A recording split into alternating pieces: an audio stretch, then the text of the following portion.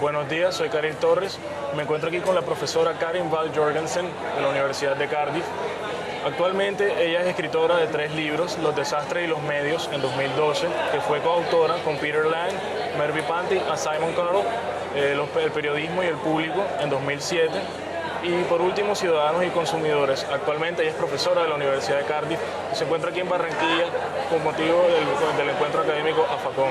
Good morning. Good morning. We're glad to have you here. So, my first question would be, do you believe the emotions of the voters had any significant role in the voting for the Brexit or the United States election, or in the case of here in Colombia, the plebiscite? Well, I actually think that emotions have a huge impact on voting decisions, that voters usually vote with their hearts as much as they vote with their minds.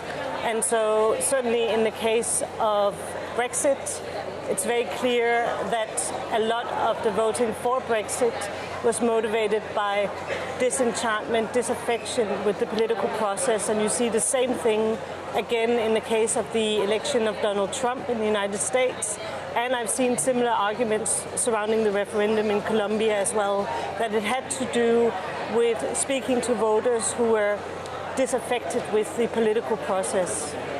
So how do you see democracy here in Latin America, especially in the case of Colombia, noticing that here in Colombia we have supposedly the most stable democracy in the entire region? Well, one of the very interesting things that I've learned from talking to students yesterday has to do with the very unusual media ownership arrangements in Colombia, which effectively mean that political life and media are very closely intertwined, so that the people who run political life also run the media, and that inevitably is going to have a very significant impact on the independence of media. Yes. So what do you believe to be the reason behind the lack of interest, this growing lack of interest in the youth for traditional democracy, or democracy as we know it? Well, I think that what's very important is to establish that you can achieve things that are of benefit to citizens through political life, through political decision making. And I think that voters have found it difficult to understand how that's the case, particularly in recent years. And so I think that a lot of this has to do with a fundamental lack of trust that the political process can achieve anything, particularly against the backdrop of things like economic crisis, unemployment, conflict, and so on.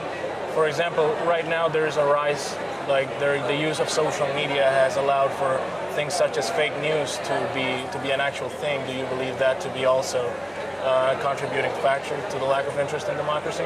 Well, I think what we've seen is, alongside the decline of trust in political institutions, we've also experienced a loss of trust in media institutions, and that has been accompanied by the rise of social media, and also by a basic understanding that we don't really trust conventional media, so we turn to different kinds of sources, including fake news, to make sense of the world. So what would the role in journalism be in the situation of general disinterest, if you could call it so? Well, I think that one of the key things that journalism has to do is to provide ways for ordinary citizens to get involved in the political process. And I also think that it's very important for the media to show that they can hold politicians to account for their actions. And I think that there are problems on both fronts at the moment. So what would the role of an opinion leader be in the emotions in general for an audience?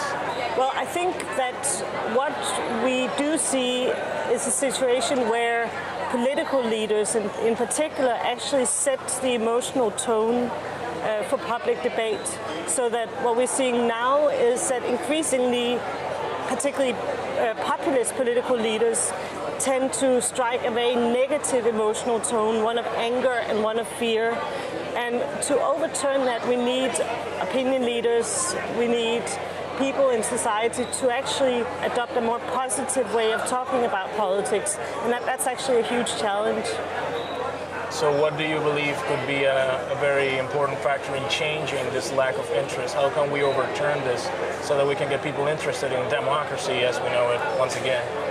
Well, several different things. First of all, media literacy is very important. Understanding what trustworthy news looks like as opposed to what fake news looks like is extremely important.